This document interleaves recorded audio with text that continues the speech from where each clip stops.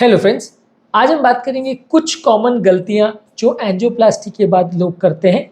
ये टॉपिक को basically discuss करने का पर्पज़ ये है कि ये कॉमन गलतियां अगर लोग ना करें तो होने वाली बहुत सारी बड़ी छोटी समस्याओं से अपने पेशेंट्स को बचा सकते हैं। तो आज हम डिस्कस करेंगे उन गलतियों के बारे में जो एंजियोप्लास्टी बाद लोग करते हैं और कैसे हम उन्हें अवॉइड कर सकते हैं।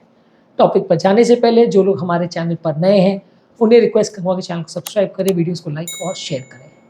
सबसे पहला और सबसे ऑब्वियस मिस्टेक लोग जो करते हैं वो है कि दवाइयाँ बंद करके बैठ जाते हैं। लोगों को ऐसा लगता है कि ट्रीटमेंट हो गया, हार्ट अटैक था, पेन हुआ, स्टेंट हो गया, अब बात खत्म हो गई, अब किस बात के लिए दवा लेना, दवा लेने से क्या फ़ायदा है।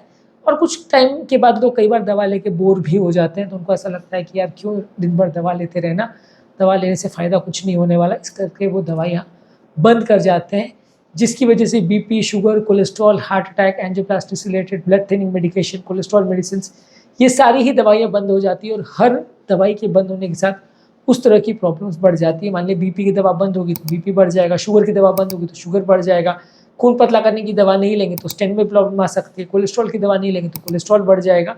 तो हर दवा जो आप मिस करते जाते हो उसके साथ अलग अलग तरह की समस्याएँ आती हैं। और हार्ट का जितना सुधार या एंजियोप्लास्टी पर जितना इंप्रूवमेंट हार्ट फेलियर वगैरह में मिलना चाहिए वो नहीं मिल पाता यदि लोग अपनी दवाओं को बंद या मिस करते हैं। इसके अलावा लोग कई बार जो लाइफस्टाइल चेंजेस या मॉडिफिकेशन है उसको इग्नोर करते हैं। लोगों को लगता है कि यार एंजियोप्लास्टी हो गया, अब इसके बाद ज़िंदगी भर थोड़ी आदमी सादा खाना खाता रहेगा, ज़िंदगी भर थोड़ी आदमी एक्सरसाइज करता रहेगा। लोग इस तरह की चीज़ों को इग्नोर करते हैं।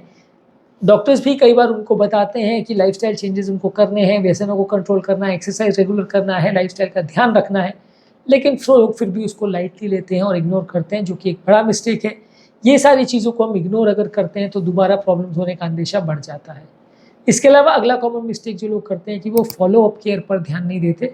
लोगों को ऐसा लगता है कि क्योंकि अभी एंजियोप्लास्टी हो गई, अभी प्रॉब्लम खत्म हो गया, अब डॉक्टर के पास जाके क्यों पैसा और टाइम वेस्ट करना। कई बार डॉक्टर के पास जाते हैं तो थोड़ा वेट भी करना पड़ता है, तो उनको लगता है यार छोड़ो यार, डॉक्टर के पास क्यों जाना, जब अगला प्रॉब्लम होगा तब देखी जाएगी।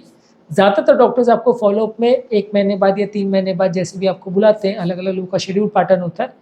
पर जब पेशेंट्स नहीं जाते हैं तो उनका पम्प फंक्शन में इंप्रूवमेंट कैसे हो रहा है, दवाइयों का रिस्पॉन्स कैसे आ रहा है, दवा पेशेंट ले रहा है या नहीं ले रहा है, बहुत सारी चीज़ें मिस हो जाती हैं। हमने ऑलरेडी वीडियोज़ में डिटेल में डिस्कस किया है कि फॉलोअप्स के दौरान किन किन बातों का ध्यान रखा जाना चाहिए।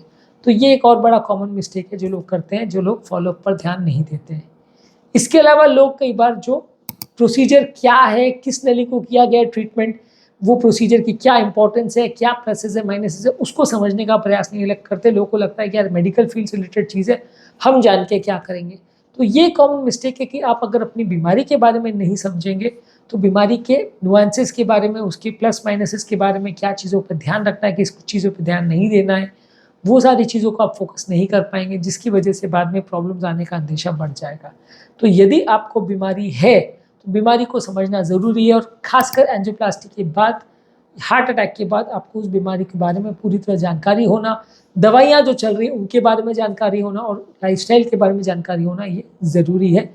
इसके लिए आपको डॉक्टर हेल्प कर सकते हैं, आप सोशल मीडिया पर जा सकते हैं, यूट्यूब वगैरह पे वीडियोज़ है उसको फॉलो कर सकते हैं, लेकिन आपको बीमारी के बारे में जानना ज़रूरी है। हार्ट अटैक क्या होता है, कैसा होता है, किस तरह से इफेक्ट करता है, ये सारी चीज़ें आपको जानना चाहिए। इसके अलावा लोग कार्डियक रिहैबिलिटेशन पर फोकस नहीं करते। कार्डियक रिहैबिलिटेशन बेसिकली एक कलेक्शन है सारी चीज़ों का, जिसमें पेशेंट का लाइफस्टाइल चेंज, उसका वर्क, उसका एक्सरसाइज, उसकी दवाइयाँ, उसका लाइफस्टाइल मॉडिफिकेशन, व्यसन कंट्रोल, सब चीज़ों को एक साथ मैनेज किया जाता है। लोग कई बार रिहैबिलिटेशन प्रोग्राम्स में नहीं जाते, फोकस नहीं करते, ध्यान नहीं देते, उनको लगता है कि सब बेकार की चीज़ें हैं, क्या करना, दवाई लो, काम खत्म, ज़्यादा से ज़्यादा एक आध बार फॉलोअप कर लो, हो गया काम। तो एक कॉम्प्रिहेंसिव फॉलोअप को अगर आप फॉलो करते हैं तो स्टडीज़ ने ऐसा शो किया है कि लोगों के लॉन्ग टर्म सर्वाइवल के चांस और ठीक होने के चांस कंपैरेटिवली काफ़ी बेटर होते हैं जब हर चीज़ पर ध्यान देते हैं। इसके अलावा लोग कई बार वार्निंग साइंस पर ध्यान नहीं देते। पेशेंट को कई बार दूसरी बार पेन होता है, सांस फूलती है, घबराहट होता है, पसीना होता है, लेकिन लोग उसको इग्नोर करते हैं कि यार ये सारी चीज़ों पर काहे फालतू फोकस करना है, सबका कोई मतलब नहीं है। लोग वार्निंग साइंस को इग्नोर करते हैं और फिर कई बार जब अगला हार्ट अटैक आता है फिर उसके बाद वो परेशान होते हैं कि यार ये बड़ा प्रॉब्लम हो गया। तो इसलिए आपको वार्निंग साइंस को ध्यान देना है और उसको प्रॉपरली फॉलो करना है। इसके अलावा लोगों को अगर कोई इंपॉर्टेंट कंसर्न्स है, इंपॉर्टेंट कोई इश्यूज़ हैं, तो वो अपने कंसर्न्स लोगों को नहीं बताते, डॉक्टर्स को नहीं बताते, और कई बार उसको लेके घूमते रहते हैं। फिर सडनली जब कोई प्रॉब्लम आ जाती है तब उनको ऐसा लगता है कि यार बहुत लेट हो गया ट्रीटमेंट में। तो हार्ट के पेशेंट्स में कई बार एक इंपॉर्टेंट चीज़ ये होती है कि पेशेंट की कंडीशन ऊपर से पता नहीं चलती कि स्टेबल है कि अनस्टेबल है, और कई बार 5-10 मिनट के अंदर भी कंडीशन बिगड़ सकती है। तो इसलिए आपको विशेष ध्यान देने की ज़रूरत है कि कोई भी प्रॉब्लम अगर हो रही है तो उसे डिस्कस करें, डॉक्टर को बताएं और सही समय पर सही ट्रीटमेंट लें। इसके अलावा लोग अपनी अनहेल्दी हैबिट्स और अनहेल्दी लाइफस्टाइल में वापस से चले जाते हैं। स्मोकिंग, गुटखा, मावा, तंबाकू सब वापस चालू हो जाता है, जो कि लॉन्ग टर्म में आपको प्रॉब्लम देता है। ये सारी चीज़ों को आपको प्रॉपरली मैनेज करना आवश्यक है। लोग कर भाई दवाई पर भी फोकस नहीं करते, दवाई कितनी लेनी है, कैसी लेनी है, कितने डोज पर लेनी है, सब चीज़ों को खुद से गवर्न करने की कोशिश करते हैं, खुद से सारी चीज़ें चेंज करते हैं। अब जैसे लोग दवाइयाँ बंद करते हैं या डोजेस को एडजस्ट करते हैं, तो दवाई से होने वाला जो फ़ायदा है वो उनको नहीं मिल पाता है और फिर बाद में प्रॉब्लम्स बढ़ जाती है। इसके अलावा लोग कई बार एक और मिस्टेक करते हैं कि ये बीमारी वापस पलट के आ सकते हैं, इस बारे में वो विचार नहीं करते। उनको ऐसा लगता है कि यार एक बार हो गया, काम खत्म हो गया, ट्रीटमेंट हो गया, अब दोबारा टेंशन क्यों लेना। तो उनको ये जानने की ज़रूरत है कि एंजियोप्लास्टी या बाईपास कुछ भी अगर पेशेंट का हो जाए, वो पूरी तरह से 100% गारंटी नहीं देता कि दोबारा तकलीफ नहीं होगी। आपको प्रॉपर लाइफस्टाइल मेंटेन करना है, सब चीज़ों का ध्यान रखना है, चाहे वो डाइट हो, चाहे वो एक्सरसाइज हो, चाहे वो लाइफस्टाइल चेंजेस हो, सब चीज़ का ध्यान रखना है, तो ही आपका लंबा सर्वाइवल हो पाएगा। आप लापरवाही करोगे तो प्रॉब्लम्स बार बार होंगी।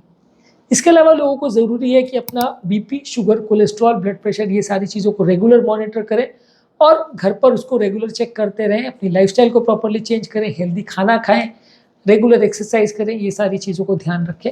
यदि इनमें से कोई भी चीज़ आप मिस करते हो तो लॉन्ग टर्म प्रॉब्लम्स होने का चांस कई गुना बढ़ जाता है। इसके अलावा अगले मिस्टेक लोग ये करते हैं कि कई बार वो या तो बहुत ज़्यादा प्रोएक्टिवली सिम्टम्स के पीछे पड़े रहते हैं, थोड़ा बहुत भी सिम्टम होता है तो डॉक्टर के पास पहुंच जाते हैं कि हार्ट अटैक तो नहीं, हार्ट अटैक तो नहीं। और कई बार वो बहुत ज़्यादा इग्नोरेंट हो जाते हैं कि बहुत ज़्यादा सिम्टम्स भी होते हैं फिर भी इसको इग्नोर करते हैं। दोनों ही हालतें ख़राब है, क्योंकि आप बहुत ज़्यादा प्रोएक्टिव रहोगे तो भी दिक्कत है और बिल्कुल इग्नोर करने लगोगे तो भी दिक्कत है। तो इसलिए आपको थोड़ा सा एक्टिव होकर सारी चीज़ों को प्रॉपरली समझ के फिर ट्रीटमेंट का डिसीजन ले तो ज़्यादा अच्छा है। इसके अलावा अगला कॉमन मिस्टेक लोग ये करते हैं कि वो एंजियोप्लास्टी के रिस्क पैटर्न्स को समझते नहीं हैं। एंजियोप्लास्टी के दौरान या एंजियोप्लास्टी के बाद जो प्रॉब्लम्स हो सकती है, स्टेंट रिलेटेड जो कॉम्प्लिकेशंस हो सकती है, स्टेंट में जो रीब्लॉकेजेस हो सकते हैं, नए ब्लॉकेजेस जो हो सकते हैं, ये सारी चीज़ों को समझने का प्रयास नहीं करते और फिर बाद में परेशान होते हैं जब बीमारी वापस पलट के आती है और फिर डॉक्टर्स पर ब्लेम करते हैं। तो आपको समझने की ज़रूरत है कि बीमारी वापस प्रॉब्लम कर सकती है, किस तरह की प्रॉब्लम्स हो सकती है, स्टेंट थ्रोम्बोसिस, रीस्टेनोसिस, ये सब चीज़ें क्या होती है, ये सब आपको जानना और समझना ज़रूरी है। इसके अलावा लोग ट्रैवल प्रिकॉशंस पर और इमरजेंसी केयर पर फोकस नहीं करते। बाहर कहीं पे भी जा रहे हैं तो गाड़ी ड्राइव करना या उससे रिलेटेड क्या क्या चीज़ों का ध्यान रखना है, उस पर ऑलरेडी हमने डिटेल वीडियो किया है। ये सब चीज़ों को नहीं फॉलो करते हैं तो दिक्कत होती है।